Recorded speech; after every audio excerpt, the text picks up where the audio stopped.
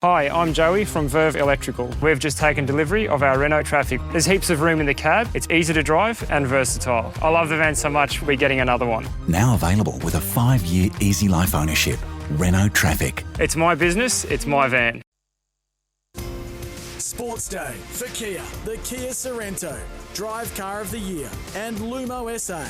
Aussie owned, made for Adelaide. Yeah, KG and Wilds just at Leith Forest to talking. We're going to be speaking with Mason Redmond. His dad Joel was fisherman Southend, bit of a legend. His mum Deb is from Millicent. Of course, Leith is out that way too. A lobster fisherman, his dad. Yeah, we actually caught up with Mason just before we came on tonight. So yeah, we've done these. It's a good story. He's a good lad, isn't he? Pick 30. And can certainly play very well. Okay, thanks to First Serve Tennis Sunscreen at sunblesssunscreens.com.au. We can welcome Brett Phillips. We're getting the pointy end of Wimbledon at the moment. Disappointing last night. Oh, well, as I said, it was win-win when you talk about... Well, it was, but I expected a little more. Barty through to the semis. Djokovic still there. Let's welcome Brett. Hi, Brett. How are you? Dave, nice to chat to you. Yeah, going well, thank you. What are you thinking now? Can it be a fairy tale for Federer? He's still there, or is it going to be Djokovic for you? Well, I think the matchup is better for Roger tonight because when we were looking at the draw and, he was scheduled to possibly play Daniil Medvedev, the number 2 seed from Russia, we thought that's the matchup that could really worry Federer, just the game style of Medvedev and the way he really flattens the ball out and hits with enormous depth, would push Roger back and maybe not, allow him to use his strengths. Yep. So Hurkacz comes through and beats Medvedev. That's a better matchup, certainly on paper for Roger. We want to see Roger go all the way through to the end. Well, I do, personally. So do I. So, yeah, that's a better matchup. So fingers crossed he can get it done tonight. But Djokovic still, he plays Fucsovic. He should win that in straight sets. If Denis Shapovalov gets through his match against Khachanov in one of the quarters tonight, that would be the matchup with Djokovic in the semi. And the way Denis is playing at the moment, this young Canadian star, he's one that could just upset the rhythm of Djokovic a little bit. But I still think, Novak's that brick wall that is just so tough to penetrate at the moment. Remember as a young kid, Ken Rosewall made a final as, I think he's 39 or whatever, got smashed in that final. Federer, in the modern era where there's so much spread of talent, it wouldn't be remarkable if we could just get to another one. Be a fairy tale. Yeah, it'd be incredible. And if it could be against, this would be the perfect script, right? He gets through, he plays Djokovic, and he makes amends for 2 years ago when they played that classic in the last Wimbledon, when he had 2 match points and 13-12 went in the end, and Roger was 37 then, and that we felt then it was his last chance. I'm daring to dream, to be honest, to see if he could do it at 39.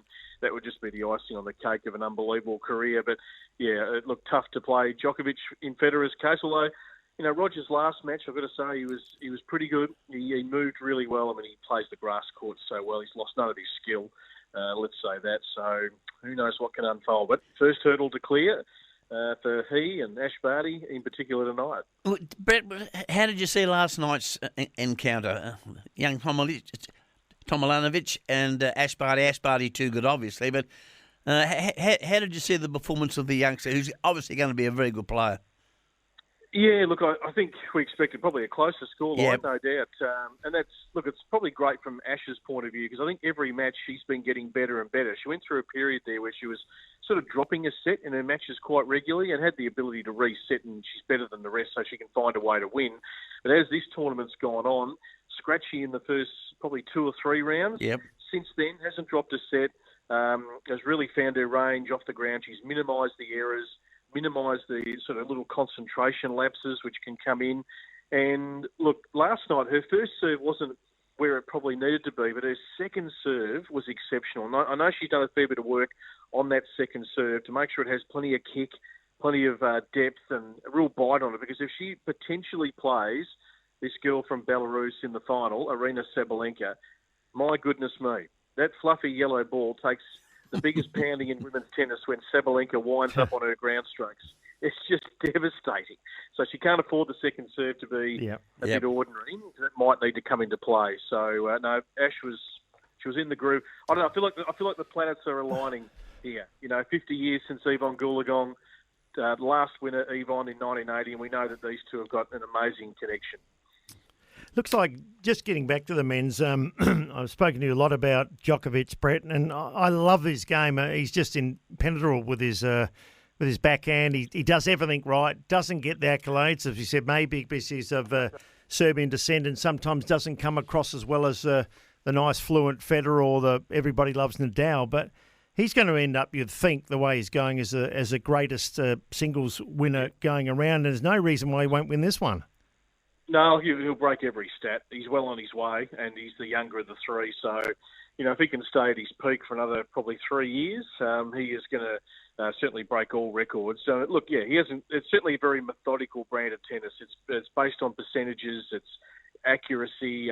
Not the biggest serve, not the biggest of anything, but gee, he's just so good. I mean, his defence is incredible. Yeah. I mean, trying to get past him, the way he can stretch. He can stretch on either wing and then turn defence into offence. It's brilliant. So you've got to admire that, certainly, about Novak. And, all the prep he does to be the best version of himself. He's just a finely tuned athlete. Now, both, you mentioned defence. Both Leighton Hewitt's game was based on defence, but these guys are way, way bigger and stronger. Nadal and Djokovic. He fought out of his weight class, didn't he, Leighton, to get to number one? But that was his strength too, but didn't quite have the bigger serve or some of the ground shots.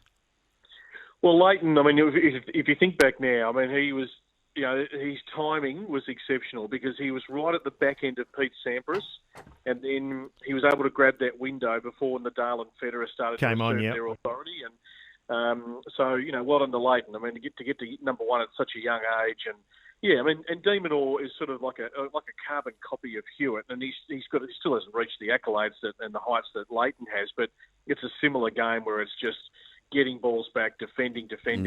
Hasn't got that huge stature in the court, and you've got to use your strengths and your assets. But it is a game built for the John Isners of the world and the Diego Schwartzman. So that's the great thing about tennis, and everyone can be successful. Brett, will this be Federer's last go at Wimbledon? Well, it's $1 million question. It'll be his last in the 30s. As we know, ticking over to 40 in September. He's committed to going to Tokyo. I was talking about this with Sam Groth the other night. When is going to be the farewell? They're not letting much out of the bag in terms of when he's going to retire. He still loves touring. I think as long as the body stays okay, that's the issue. I think he'll keep playing for a little bit, as long as he can stay at a pretty good level. I don't think he'd want to dip and sort of just be making up the numbers, Roger. And I think there would be some sort of farewell tour planned of sorts so that people around the world can, show their last appreciation. But I don't think we're that close to that at the moment. Brett, as you leave us, who wins the men's and the women's? Who's your tip? Well, based on Ash's last two matches, it's hers to lose. So it's on her racket. Yes. If she can execute, she gets it done, which would be just sensational. And, Novak, how can you go past him? Sure. He's just in phenomenal form at the moment. He might get a clean sweep of all four majors and an Olympic gold this year, which would be what the Steffi Graf did it in about 88. So, tough to do. Fantastic. Thanks, Brett. Good on you, Brett. Great to talk, guys. Thanks. Brett Phillips here, a tennis expert, commentator. Thanks to First Serve Tennis Sunscreen at sunblesssunscreens.com.au. I'd love to see Federer win Wimbledon this year. I'd love it. He deserves it. Well, it can happen. He's only a couple of games off. Got to win, 3 more games? It's just been impeccable, hasn't it? Djokovic, you just can't get past him. Barty's an interesting one. We had the discussion last year whether she'd win another one, but she got through to the French and she played the girl that was well down in the seedings. Yep. But if she can, and women's tennis at the moment is not the best either. So if she can sneak this one, that'd be fantastic. Well, she deserves it. She does, because she's been an absolutely sensational ambassador. And she's lovely to hear. Whether she wins or loses, there's no excuses. Her nature, both on and off the court, is impeccable, and that's the pattern to set. Well, most of the seedings all gone by the wayside. Yeah, only the number 2 seed left, which Brett just said hits the ball as hard as anybody. But no, it's a great story. Ash Barty, bearing in mind, 4 or 5 years ago, she went back to cricket. Exactly. Wasn't that long ago. It's a great story. But just quickly getting back to Federer, I just wonder if he makes the final against Djokovic would know that he would be the sentimental favourite. Oh, everyone's a sentimental favourite against Djokovic, which I think is a bit unfair. A bit unfair, but I just wonder how much pressure that would bring to bear on Djokovic, knowing that this is probably Federer's last Wimbledon final. No, well, he did beat. No, I don't know. It'd be a lot of pressure on Federer too Well, to try and win it. well, I don't know whether they would be, because nobody would probably expect him to win. As Sam said, Novak's the Iceman. He doesn't. He loves. He takes it all on. Everyone barracks for the opposition. I love watching Djokovic play. He's a wonderful unbelievable player. There's no question about that. But there's something special about Federer.